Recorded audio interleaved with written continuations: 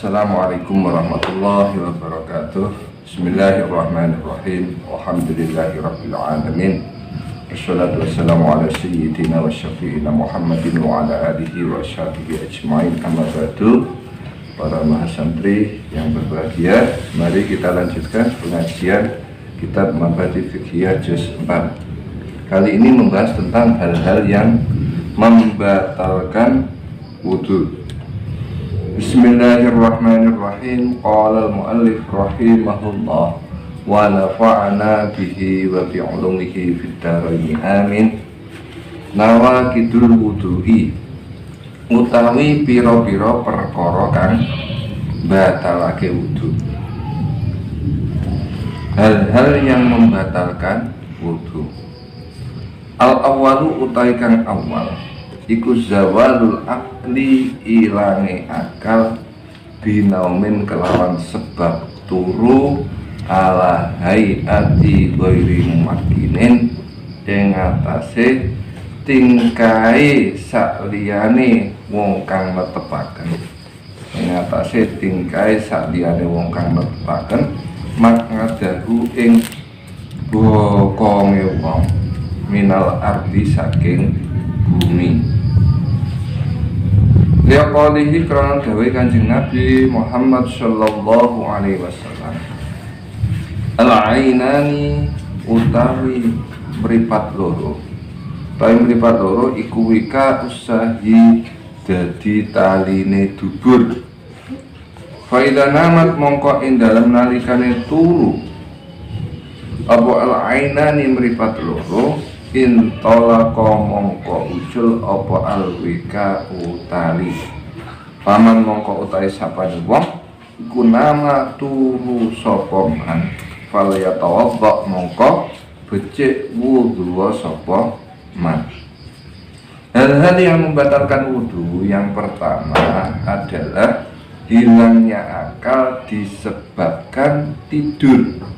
Hilang akal sebab tidur, artinya hilang akal itu tidak sadar diri sebab tidur yang pantatnya itu tidak ditetapkan, artinya tidak menempel secara ketat pada tempat duduknya.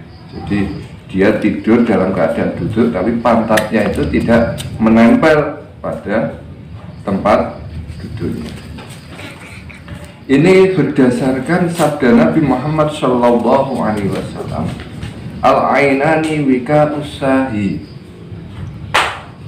Kedua mata itu adalah ikatan bagi lubang dubur. Maka ketika kedua mata itu tertidur, maka terlepaslah tali dubur tersebut.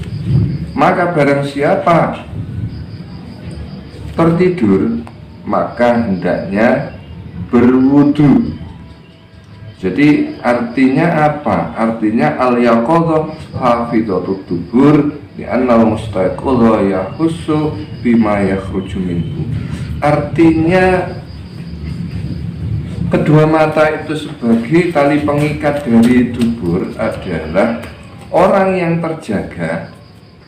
Orang yang terjaga itu kan bisa menjaga duburnya. Artinya ketika ada sesuatu, entah angin atau kotoran keluar dari duburnya, maka pastilah dia akan merasakan sesuatu yang keluar tersebut.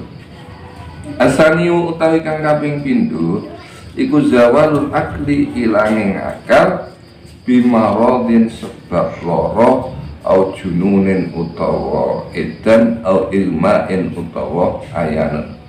Yang kedua, hilang akal atau tidak sadar diri disebabkan sakit. Mungkin sakitnya itu sangat parah sehingga sampai dia koma. Atau hilang akal sebab gila, tidak sadar.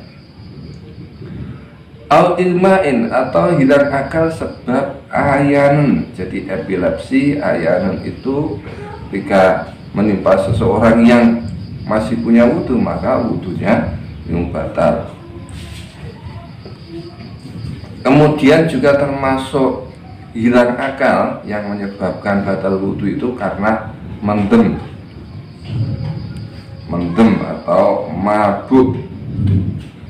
Mabuk ini sama statusnya dengan epilepsi atau ayan, bahkan lebih parah lagi. Yang namanya mabuk itu kan memang betul-betul tidak sadar, dia lebih parah tidak sadarnya itu daripada tidur. Kalau orang tidur digugah, dibangunkan, bangun, tapi kalau orang mabuk dibangunkan biasanya malah ngamuk-ngamuk.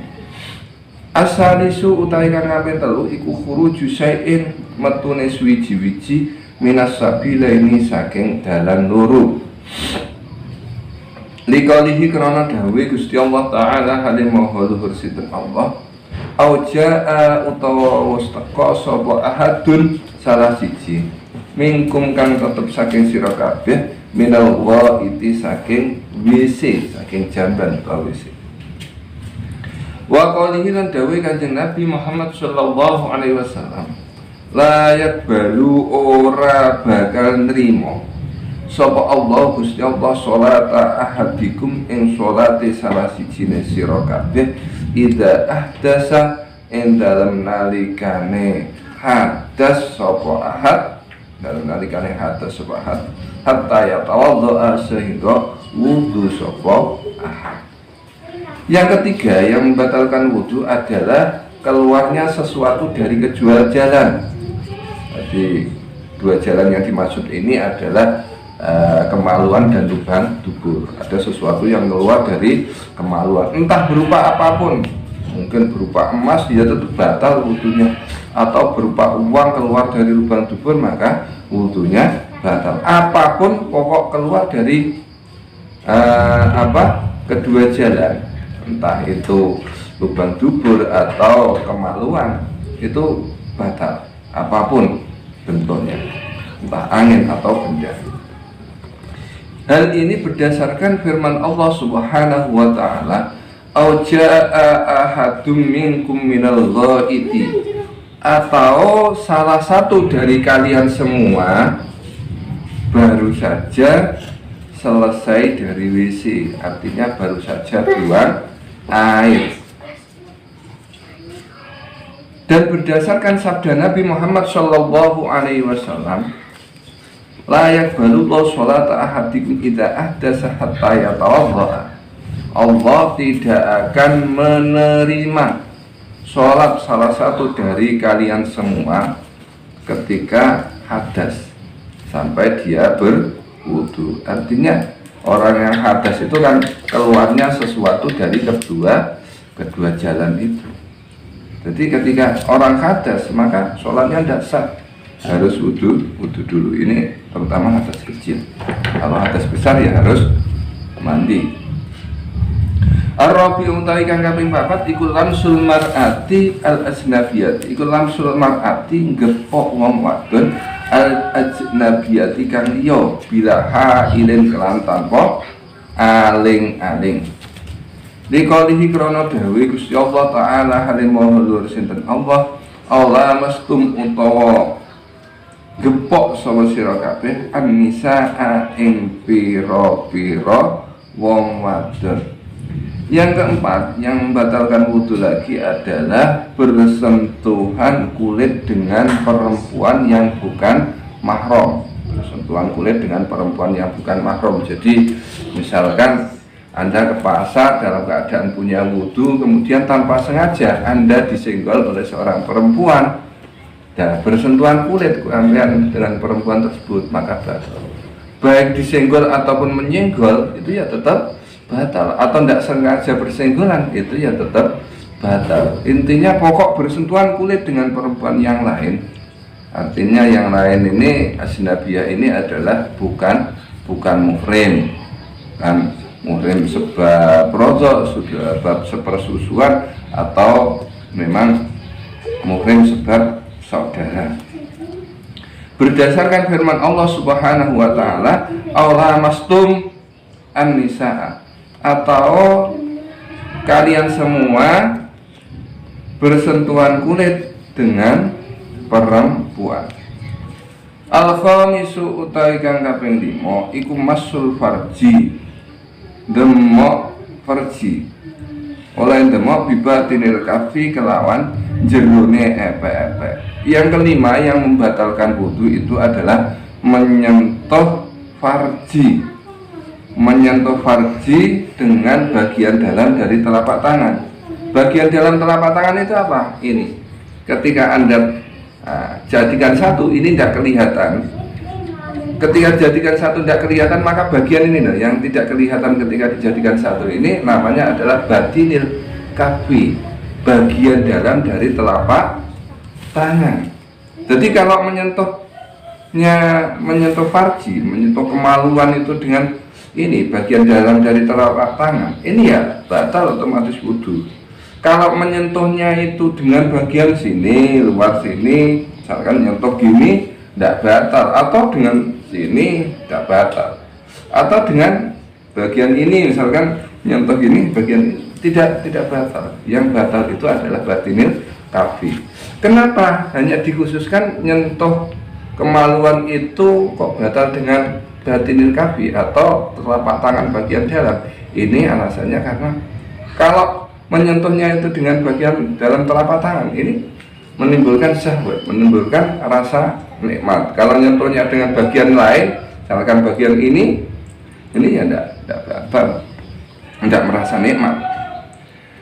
Liqaulihi krana dawuh Kanjeng Nabi Muhammad sallallahu alaihi wasallam, man utai sapane wong iku masan demek sapa man dzakarahu ing dzakariman fal yatawadda mongko becik wudu sapa man.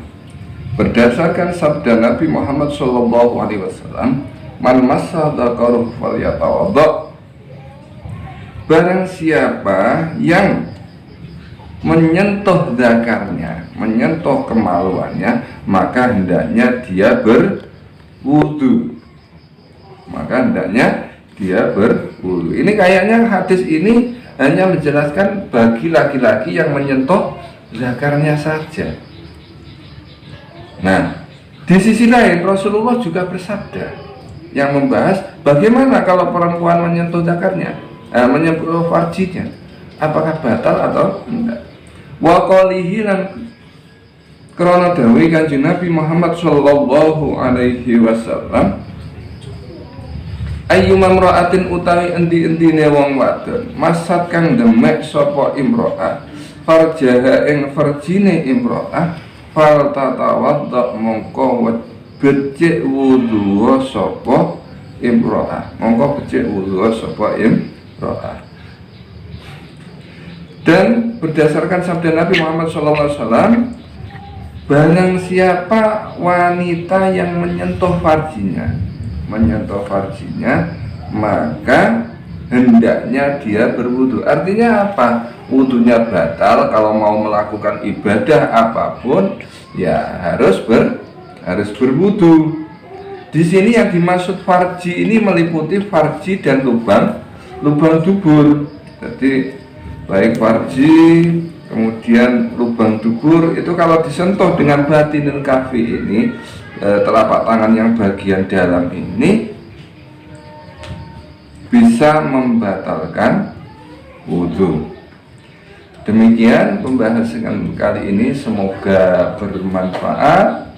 Mari kita berdoa. Allahumma anfa'na bima 'allamtana wa 'allimna ma yanfa'una wa zidna ilma wa na'udzubika min hali ahli nar. Walhamdulillahi ala kulli hal. Assalamualaikum warahmatullahi wabarakatuh.